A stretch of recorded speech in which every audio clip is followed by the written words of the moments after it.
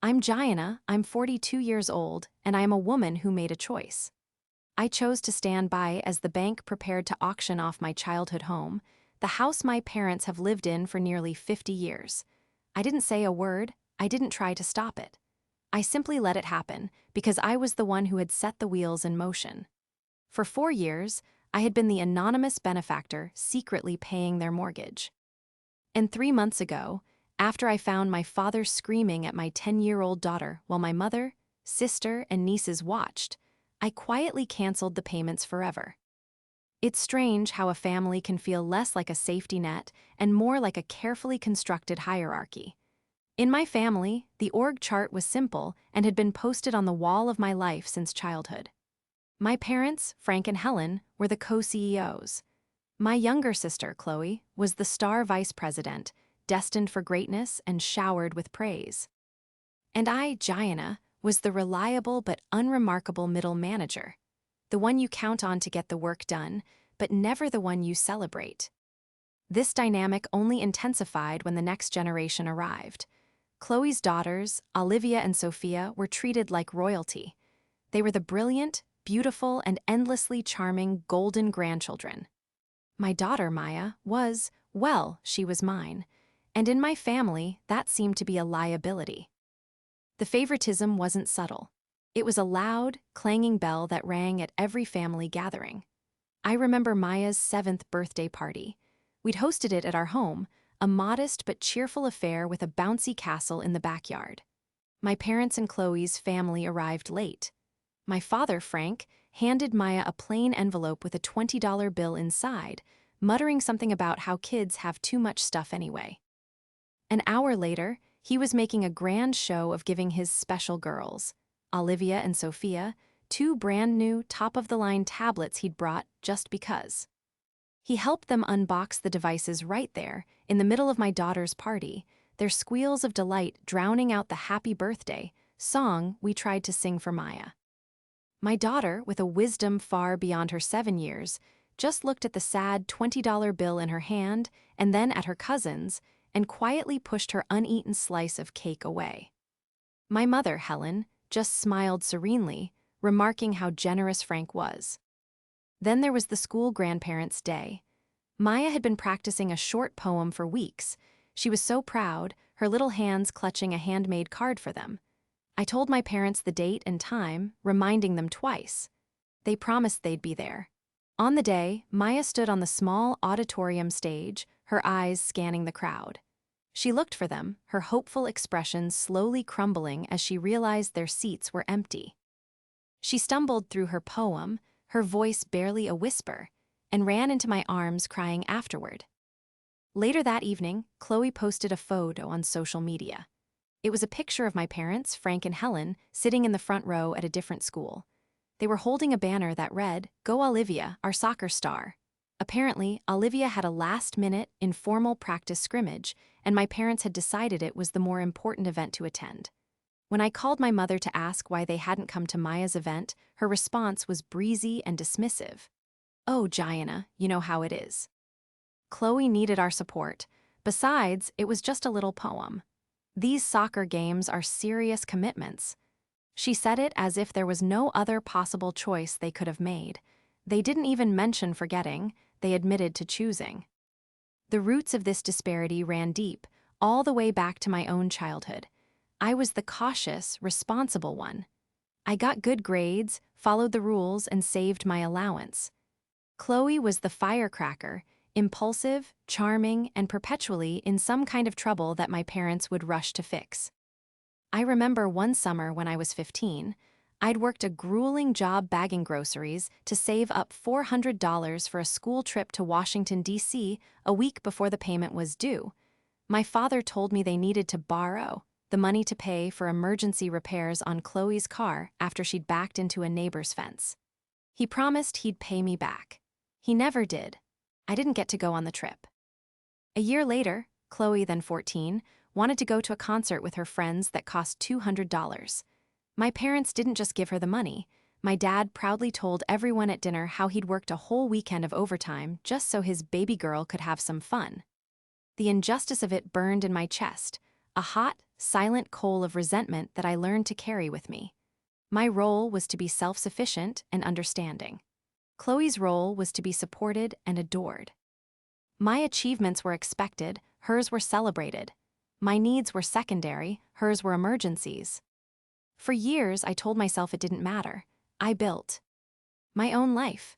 I excelled in school, went to college on scholarships, and built a successful career as a software engineer.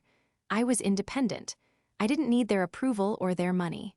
I had Maya, and I was determined to create a world for her that was fair and full of unconditional love, a world that was the complete opposite of the one I grew up in.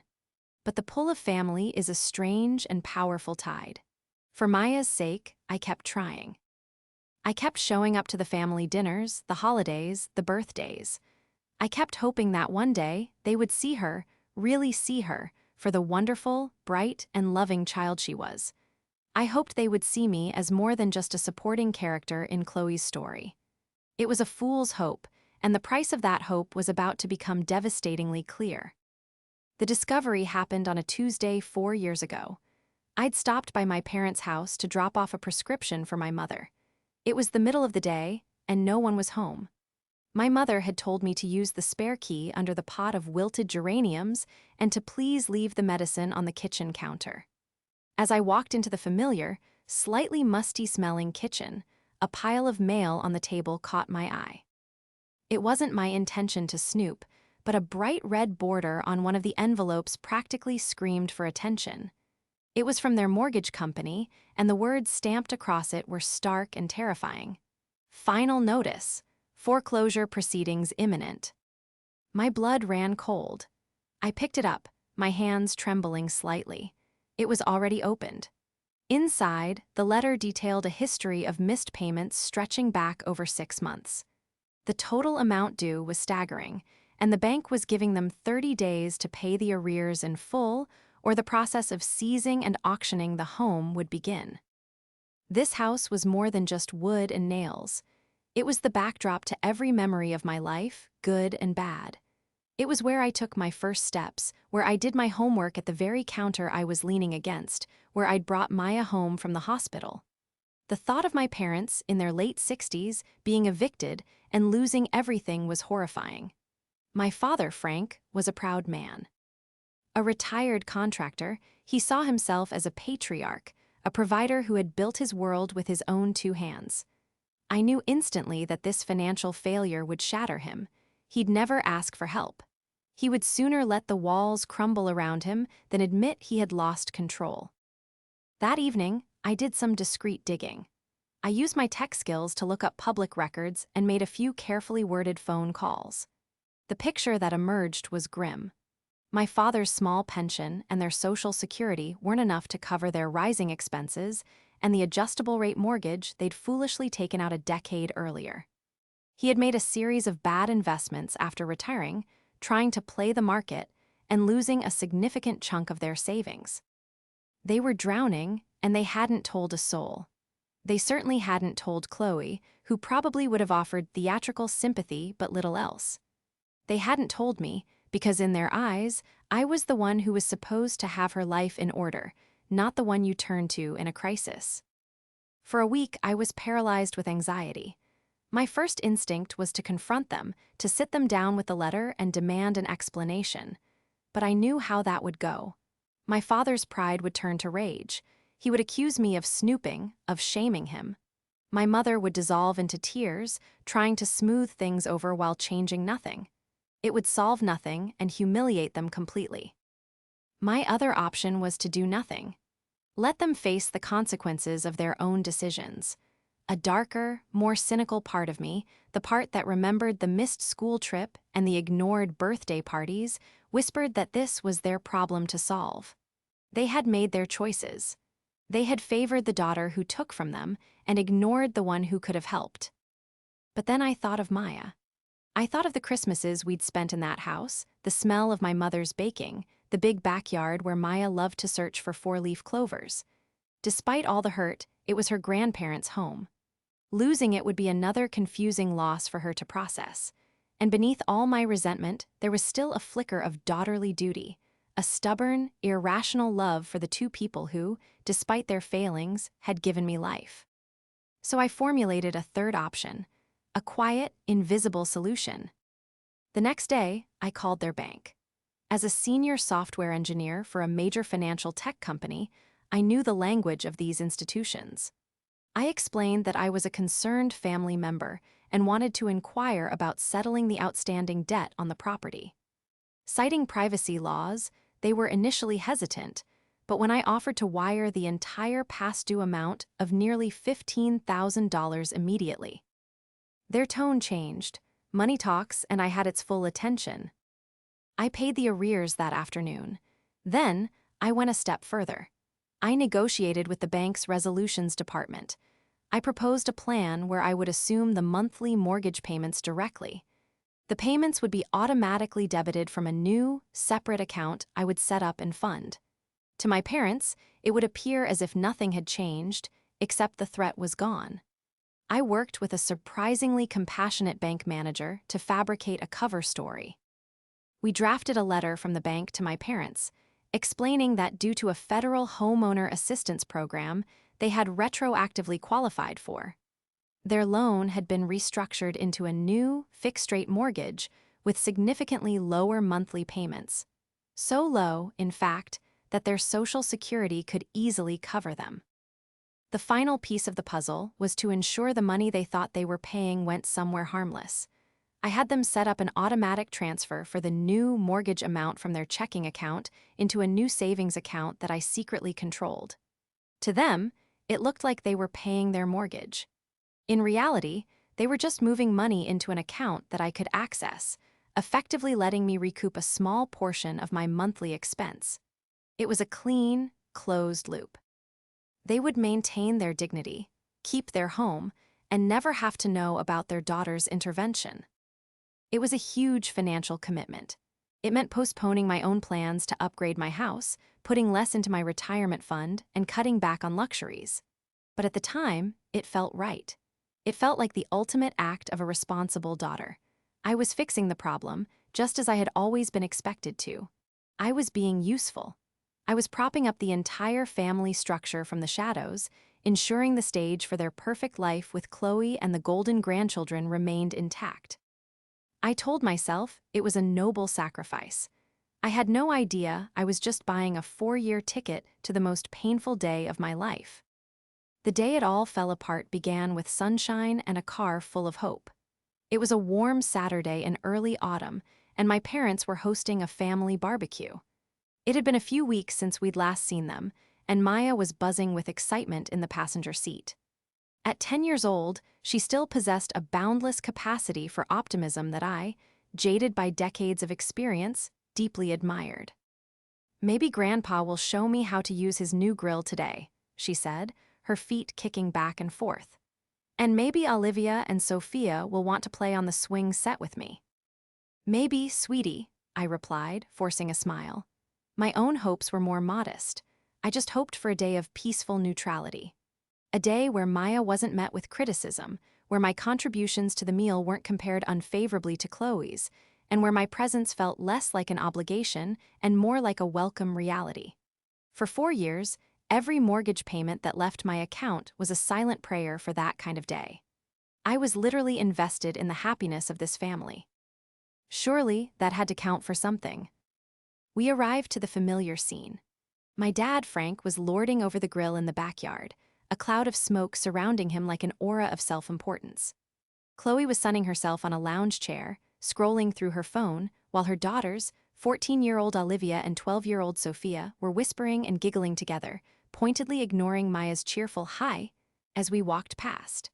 My mom, Helen, was in the kitchen, a frantic energy about her as she juggled bowls and platters. "Gianna, you're here," she said, her tone a mixture of relief and accusation. Chloe was supposed to bring the potato salad, but she forgot. Again. She sighed dramatically, a performance meant to highlight her own martyrdom and Chloe's charming flightiness. "It's a good thing you brought that pasta salad. At least someone is reliable." It was the classic backhanded compliment I'd received my whole life. I wasn't praised for being thoughtful. I was praised for being the designated backup plan for my sister's irresponsibility. Maya, eager to please, asked, "Can I help Grandma?" My mother looked down, a flicker of annoyance crossing her face before she replaced it with a saccharine smile. "Oh, that's sweet, dear. Why don't you help by setting the paper plates out on the picnic table outside?" Maya's face lit up. It was a small job, but it was a job. It was a chance to be included, to be useful. "Okay," she chirped, grabbing the stack of plates and the bundle of plastic cutlery. I stayed in the kitchen with my mother, helping her transfer food into serving dishes. We could see the backyard through the large kitchen window. I watched Maya diligently walk back and forth from the picnic table, carefully placing a plate, a fork, and a napkin at each spot. Her movements were précis, full of a child's earnest concentration. The incident itself was so small, so utterly insignificant, that it was comical. As Maya was carrying a pitcher of lemonade to the table, her little hands struggling with the weight, she stumbled on an exposed tree root. The pitcher tipped, and a splash of lemonade, no more than a cup's worth, spilled onto the grass. Not on the table, not on any person, just the grass. Before I could even react, my father's voice boomed across the yard. "Maya, what are you doing?" He stomped over from the grill, his face red with anger, a spatula still in his hand which he waved around like a weapon. Maya froze, her eyes wide with fear. The pitcher clattered to the ground. I tripped, Grandpa," she whispered, her lip beginning to tremble. "Tripped, or were you just being clumsy? You need to pay attention," he barked, his voice laced with a level of fury completely disproportionate to the situation. My sister's daughters, Olivia and Sophia, who had been watching from the porch steps, burst into loud, mocking laughter. "She can't even carry juice," Olivia sneered. Sophia chimed in, "Way to go, Maya." My sister, Chloe, looked up from her phone, a lazy, satisfied smirk on her face. She didn't scold her daughters. She didn't defend her niece. She just watched, entertained. But it was my father's next words that shattered something deep inside me. He loomed over my small, trembling daughter, pointing the greasy spatula at her. "Look at this mess. When are you going to learn to be useful? Your cousins know how to help without making things worse. All you do is get in the way." Tears streamed down Maya's face. She wasn't just sad, she was humiliated, crushed. And her family, her grandpa, her aunt, her cousins, were the ones holding the hammer. I looked frantically towards my mother, who was standing right beside me at the kitchen window, watching the entire scene unfold. I expected her to rush out to defend her granddaughter, to tell her husband he was being cruel, but she did nothing. She stood as still as a statue, her hands clutching a dish towel, her expression blank. She just watched. Her silence was louder than my father's yelling, more cutting than my niece's laughter. Her silence was an endorsement. In that moment, everything became crystal clear. The years of quiet slights, the forgotten birthdays, the blatant favoritism, it all coalesced into this one ugly moment. I wasn't just the backup plan. I was the fool. I was pouring my money, my hard-earned security, into a house where my own child was treated as less than nothing. This home I was secretly saving wasn't a sanctuary. It was the stage for my daughter's humiliation. The foundation wasn't cracking from financial strain. It was rotten with cruelty. My father was yelling about being useful. And I realized, with a sudden, chilling calm, that I had been far too useful to them for far too long. And it was about to end. The roaring in my ears subsided, replaced by an unnerving, profound silence in my own mind. While the scene in the yard continued, my father grumbling as he righted the pitcher, my nieces still tittering, my daughter sobbing silently, I felt a strange sense of detachment, as if I were watching a movie of someone else's life. There was no rage, no impulse to scream or rush out and confront them. The time for that had passed, though I'd never realized it until now. Arguing with them would be like arguing with the rain. They were incapable of seeing the storm they created. My mother finally turned from the window, avoiding my gaze. "Frank gets so worked up," she murmured, as if commenting on the weather. "He doesn't mean it." The lie was so bald, so practiced, that I almost laughed. "He means every word. I said, my voice steady and low. It didn't even sound like my own. I walked out of the kitchen and into the backyard. Every head turned towards me. My father opened his mouth, probably to complain to me about Maya's clumsiness. My sister Chloe watched with bored curiosity. Maya looked up at me, her face a mess of tears and dirt, her expression pleading for rescue. I didn't look at any of them. My focus was entirely on my daughter. I walked directly to her, knelt down, and used my thumbs to gently wipe the tears from her cheeks. "It's okay, baby," I whispered, my voice soft. "It's okay, let's go home." I helped her to her feet, took her small, trembling hand in mine, and turned around. We walked past the picnic table with its perfectly set paper plates. We walked past my nieces, who fell silent as we approached. We walked past my sister, who was now sitting up, a confused frown on her face. We walked past my father, who stood dumbfounded by the grill spatula hanging limply at his side. We walked through the house, out the front door, and didn't look back. No one said a word to stop us. I think they were too stunned by the lack of drama. They were expecting a scene, a confrontation. My quiet departure was something they didn't have a script for. The car ride home was mostly silent. Maya had cried herself out and was now just hiccuping softly in her seat. I reached over and put my hand on her knee, giving it a gentle squeeze. "It wasn't your fault, you know," I said to the windshield. "You did nothing wrong." "Grandpa was so mad," she whispered. "Yes, he was," I said. "But his anger is his problem. It's a sickness inside him. It has nothing to do with you. You are not a clumsy person. You are not a person who gets in the way. You are a thoughtful, kind, and helpful girl. And I am so proud to be your mom." She leaned her head against the window, and for the rest of the drive, we just listened to the hum of the tires on the asphalt. When we got home, I settled her on the couch with her favorite blanket and put on a movie she loved. I made her popcorn and brought her a glass of water. I surrounded her with comfort and love, tangible things to counteract the poison she had been served at her grandparents' house. Once she was settled and her breathing had evened out in sleep, I went into my home office and closed the door. I sat at my desk for a long time, just staring at the polished wood grain. The calm was still there, a solid, cold certainty in my gut. I wasn't acting out of anger. I was acting out of clarity. The transaction was over. My financial support in exchange for a place in the family had been violated. The terms were broken, not by me, but by them. I picked up my phone and dialed the number for the bank's Special Resolutions Department, the one I had programmed in 4 years ago. A familiar voice answered. It was the same manager who had helped me set up the arrangement. "Hello, this is Jayana. I'm calling about the mortgage account for Frank and Helen." "Ms. Jayana, hello," he said, his voice professional and warm. "How are you today? Everything all right with the account?" "Everything is fine with the account," I said, my voice even. "I am calling to terminate the payment arrangement, effective immediately." There was a pause on the other end of the line. "Terminate? As in, you no longer wish to make the monthly payments?" "That's correct. The automatic funding from my account is to be stopped. The next scheduled payment should not be processed." He cleared his throat. "May I ask why? Is there an issue we can help resolve?" "No," I said simply. "There is no issue you can resolve. The decision is final. They will be responsible for the mortgage payments from this point forward, as per their original loan agreement."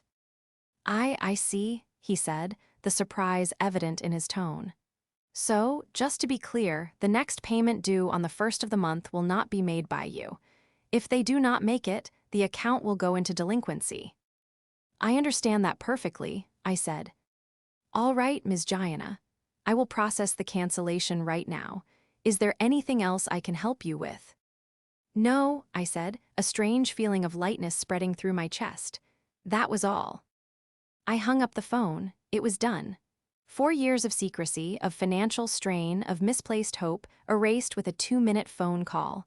I hadn't saved their house. I had merely rented it for them, and the lease was up. I felt no guilt. All I felt was the fierce, protective love for the sleeping girl in the next room. I had finally done something truly useful. I had protected my daughter. The first week was silent. I think my family was waiting for me to call and apologize for my overreaction. In their world, I was the one who had behaved inappropriately by leaving abruptly. The concept that their behavior was the root cause was as foreign to them as quantum physics. Then the first text message arrived. It was from my sister, Chloe. "So are you just not talking to anyone now? Mom is worried." I read it and deleted it without responding. Mom is worried, not mom is sorry. Not what happened was wrong. Just worried, a vague, passive state that required no ownership of the situation. A few days later, another text from Chloe. "Seriously, G, you're going to be this dramatic over nothing? Dad was just having a bad day. Maya needs to learn not to be so sensitive." My fingers hovered over the keyboard, 1,000 angry replies swirling in my head. I wanted to type, "She's a child. You're the one who needs to learn how to be a decent human being." But I didn't. Engaging with Chloe was like wrestling in the mud. You both get dirty, but only she enjoys it. I deleted the message. My silence was my answer. My mother tried calling next. Her name flashed on my screen, and I felt a pang of something, not guilt, but a deep, sorrowful ache for the mother-daughter relationship we never had. I let it go to voicemail. Her message was a masterpiece of passive aggression. "Gianna, honey, it's Mom." Her voice was syrupy sweet. "I was just calling to see how you are. We missed you on Sunday. I just hope you're not still you." Said about all that foolishness. "You know your father. Anyway, call me back. I made that pot roast you like." Food. It was always her tool, her olive branch, as if a slab of beef could patch over the gaping wound in my daughter's heart. She didn't mention Maya. She didn't apologize. She just wanted things to go back to normal, to the comfortable, dysfunctional status quo where her role as a passive observer was never questioned. I did not call back. The weeks turned into a month, then 2. The attempts at contact became more sporadic and tinged with annoyance. My father, who never texted or called me directly, was likely using my mother and sister as his proxies, feeding them lines of righteous indignation. During this time, life for Maya and me began to change. Without the constant, low-grade dread of the next family encounter, a weight I didn't even realize I was carrying began to lift. Our weekends became our own. We went hiking, visited museums, had movie marathons, and worked on a giant, 1,000-piece puzzle of the solar system on our dining room table. I was rediscovering the joy of my own life, unfiltered through the lens of my family's judgment. I watched Maya blossom. The hesitant, anxious edge she carried around my family was gone. She was laughing more freely, her natural confidence returning. We talked a lot, not just about what happened, but about what makes a family. "A family is supposed to be your team," I told her one evening as we were fitting puzzle pieces together. "They're the people who cheer for you the loudest and make you feel safe. If people don't do that, then they're not playing for your team, and you don't have to stay on the field with them." She nodded, placing a piece that formed one of Saturn's rings. "So it's just us on our team." "For now," I said, my heart aching and swelling at the same time. "It's you and me, and we are the best team there is." I also started therapy. My therapist helped me unpack the decades of conditioning I'd been subjected to. The idea that my worth was tied to my utility, that my role was to absorb the family's dysfunction quietly. "You didn't just cancel a mortgage payment, Gianna," she told me during one session. "You canceled a lifelong subscription to a role you never auditioned for. Your family isn't angry that you left. They're angry that the system they built, a system that relied on your silent compliance, has suddenly collapsed." It was true. Their texts and voicemails were never about reconciliation. They were about system restoration.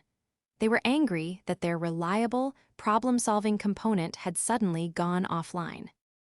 The 3rd month began, and the silence from them was now complete. I assumed they had finally given up, writing me off as a lost cause. Part of me was relieved. Another part was amazed at their capacity to simply move on without a shred of introspection. They had a 10-year-old granddaughter who was now absent from their lives, and it seemed to bother them less than a forgotten potato salad. I checked the secret savings account, the one they thought was their mortgage payment account. The automatic transfers had continued for the first 2 months after I stopped the real payments. Then, for the third month, the transfer didn't happen. I logged into their bank's public portal and could guess why. Their main checking account was probably empty. Without my salary subsidizing their lifestyle in the background, their poor financial habits had finally caught up to them. They had no idea that the real storm was gathering just over the horizon. The foreclosure notices would be arriving any day now, and the silence was about to be broken by a scream.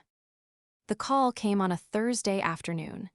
I was in the middle of a video conference for work, discussing quarterly projections, when my phone, which I'd set to silent, began to vibrate violently against my desk. It was my mother.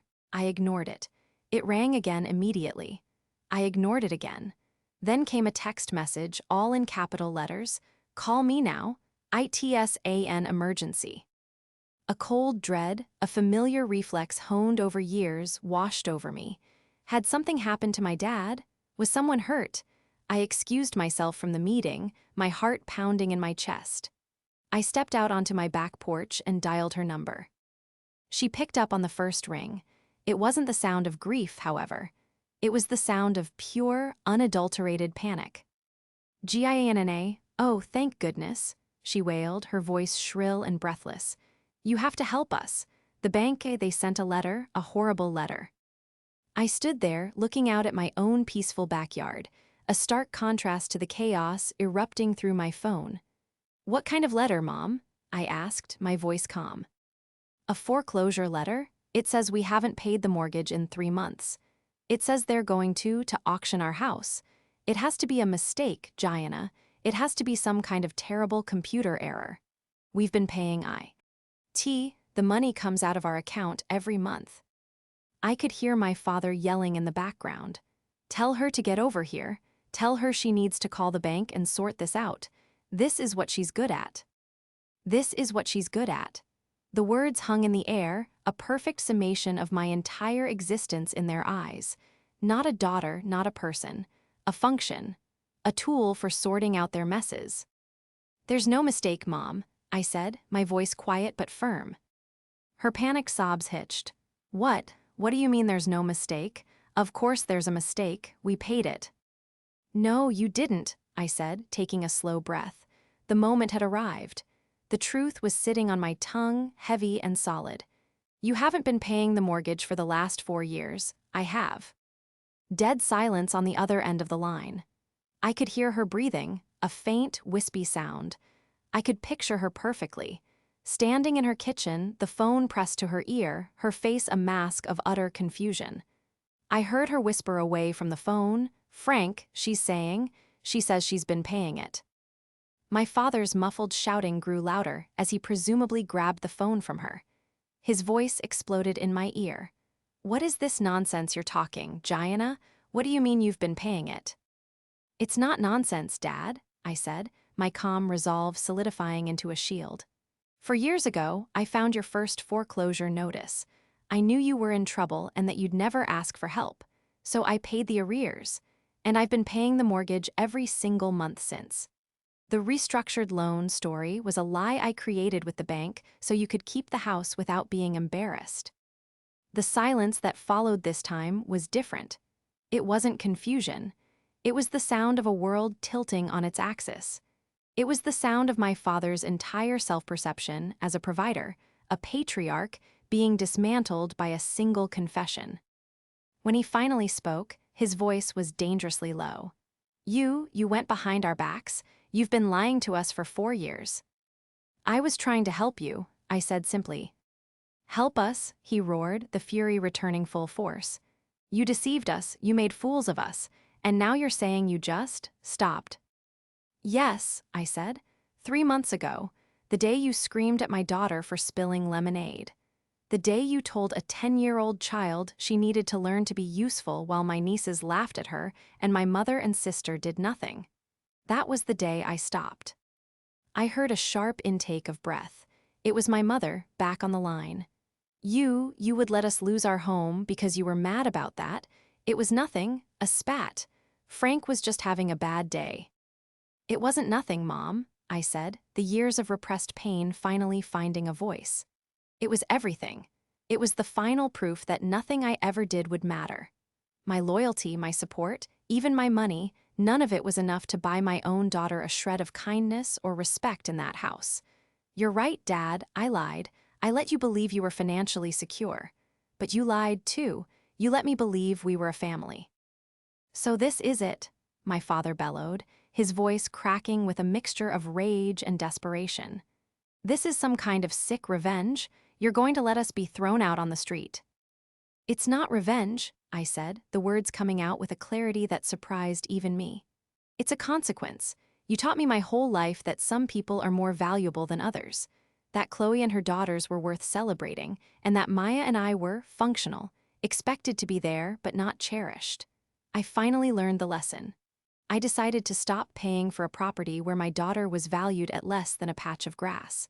You wanted me to be useful. I've decided my resources are more useful protecting my own child's well-being. The house is your problem now. You should call Chloe. See how useful she can be. The other end of the line erupted into a cacophony of disbelief and fury. My mother was sobbing hysterically now, not the quiet, performative tears I was used to, but ragged, desperate gulps of air. How could you be so cruel, Gianna, after everything we've done for you? The absurdity of that statement was so immense it was almost funny. Everything we've done for you. They had provided a roof over my head as a child, yes, but they had built that house into a monument to their own prejudice, a place where I learned my role was to be small and silent. My father was shouting over her. You think you're so high and mighty with your money, you always have, looking down on us. This was a power trip, that's all it was, a way for you to control us. I listened to them, and for the first time, I didn't feel the need to defend myself. Their accusations were like arrows bouncing off the armor of the truth. They weren't seeing me, the daughter who had sacrificed for them. They were seeing the instrument of their own downfall. It was easier to brand me as cruel and controlling than to face the devastating reality that their own behavior had cost them everything. I'm not looking down on you, I said, my voice still even. I am simply stepping away. I cannot fix this for you. I will not fix this for you. My priority is Maya. It will always be Maya from now on. So what are we supposed to do? My mother cried. Where are we supposed to go? Chloe can't help us, you know that. She and her husband have their own mortgage. And there it was, the final, damning admission. Chloe, the golden child, the one they had invested all their love and praise in, was not the one they could count on. They had cultivated a beautiful, ornamental plant, and now that the house was on fire, they were shocked to discover it offered no shelter. They had taken the sturdy, resilient tree for granted, and were furious that it had finally refused to bear fruit for them. That sounds like a family problem you all will have to solve together, I said. The words were cold, but they were necessary. I am no longer a part of that equation. My part is done. My father let out a string of angry, incoherent noises before I heard a decisive click. He had hung up on me. I stood on my porch, the phone still in my hand, and looked up at the sky. I expected to feel a surge of victory, a rush of vengeful satisfaction. But I didn't. I just felt an immense, hollowing sadness. A grief for the family I had always wanted, the family I had tried to build and buy and beg for. That family never existed. I had been trying to renovate a house that had been condemned from the start. In the weeks that followed, I heard through the grapevine of distant relatives that my parents had, in fact, called Chloe. She and her husband had apparently refused to take them in or offer any significant financial help, citing their own expenses and the needs of their growing girls. My parents were forced to sell off much of their belongings in a hasty estate sale, and with the meager proceeds, moved into a small, one-bedroom apartment in a senior living complex an hour away. The house, my childhood home, was sold at auction to a young family who, I heard, planned to gut it and renovate. I found that fitting. I never spoke to my parents or my sister again. The silence was final this time, a solid wall between their life and mine. Sometimes, when Maya is asleep and the house is quiet, I think about that day. I see my father's face, contorted with rage, and my mother's, a mask of passive acceptance. I see my daughter's tears. And I know, with a certainty that reaches down to the marrow of my bones, that I did the right thing. Protecting your child isn't a choice, it's an instinct. I didn't destroy my family. I simply walked away from the wreckage and saved the only part that was worth saving, my daughter. Our team of two is stronger than ever. Our home is not grand, but it is a sanctuary built on a foundation of unconditional love and mutual respect. There is no hierarchy here, no golden children, just us, and it is more than enough. For anyone out there caught in a family dynamic that is causing you or your children pain, I see you. Sometimes the most powerful, useful, and loving thing you can do is to stop enabling the behavior that hurts you. Sometimes, walking away is the only way to truly find your way home.